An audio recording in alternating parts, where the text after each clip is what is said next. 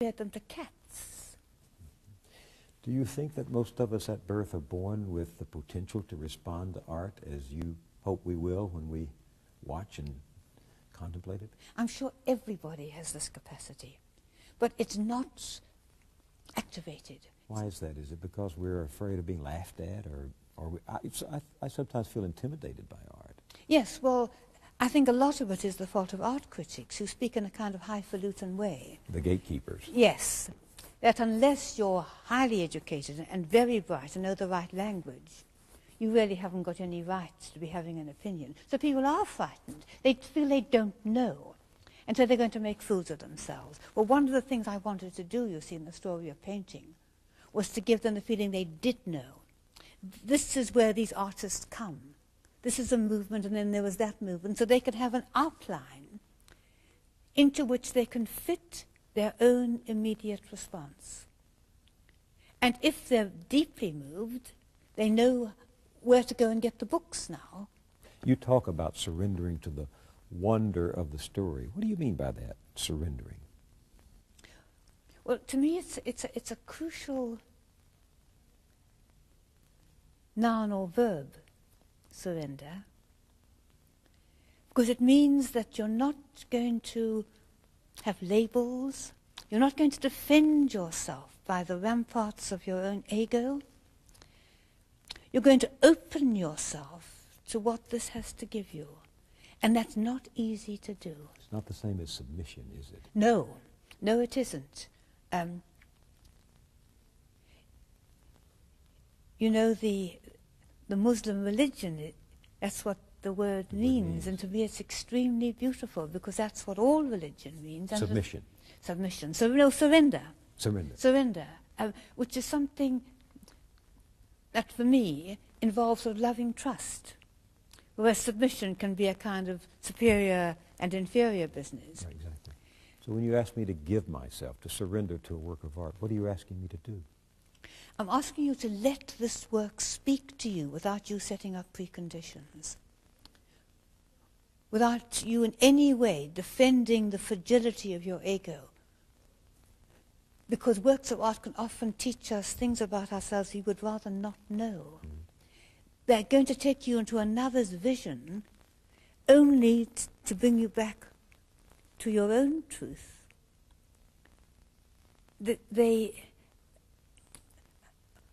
Art will increase your own integrity, which is something perhaps people only may be paying lip service to desiring. I'm not sure what you mean by that. It increases your own integrity. Well, our desire should be that we are men and women of integrity, of truth, that we are what we were meant to be, with nothing fake about us. Now, art is a great tester of the fake, because it must be the real you that responds. And the more the real you dares to respond, the more the real you is there. You're exercising the muscles of your own individuality as opposed to your ego. So there is in this wonder a sense of innocence, that you look at this painting without a previous fixation? Yeah. It's very difficult to do, because our eyes are not innocent, but we must hope to make them so. We must refuse labels and prejudices. Just try to see as a child sees. And a child sees how? A child sees innocently. A child sees what's there. It doesn't see with labels and prejudices because it doesn't know about them. It just knows there's a thing. But of course the child hasn't got the capacity to respond at great depth to the thing, which we have. So we try to get the look of the child that sees what's really there, and the response of the adult that sees from a depth of experience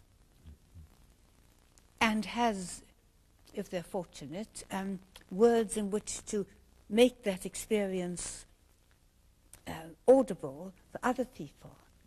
I'm willing to surrender, but how do I train my eye to look? You train it by doing it. I mean, it's like prayer. How do you learn to pray? By praying. How do you learn to look? By looking. Well, and seeing what?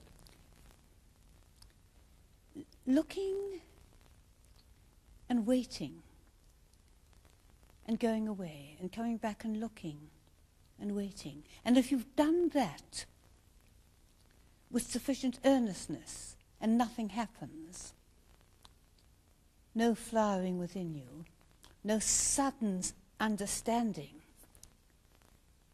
that this is something magical and mysterious that you are now in contact with, then that picture isn't meant for you. Try again in a few years' time.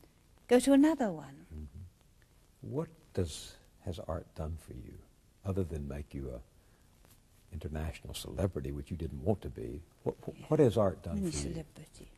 What has art done for you? Well, I suppose it's given me enormous joy. It's also increased my capacity to accept darkness and pain and not be too bewildered by them. It's, I hope, made me a more sensitive and more alert person. The one fatal thing is to be a zombie. And I think we're all in danger of living part of our lives at zombie level. Well, I think art helps one to be perpetually there, as it were. There is... There, alert, constant, in somebody. that moment. Yes, in the moment. Because God's coming every moment. But we're not receiving him every moment because we're not even noticing that he's coming. We're drifting through. Well, you see, in art you can't just drift. Art is demanding of you attention. And I would hope that it helps me to be a more attentive person all the way. You said it had helped you to see into darkness and sorrow. Does art sometimes tell us things we don't want to know? Yes, I think that's very true. And that's why I don't like saying art gives one great pleasure. Because it does, but it gives one great pain too.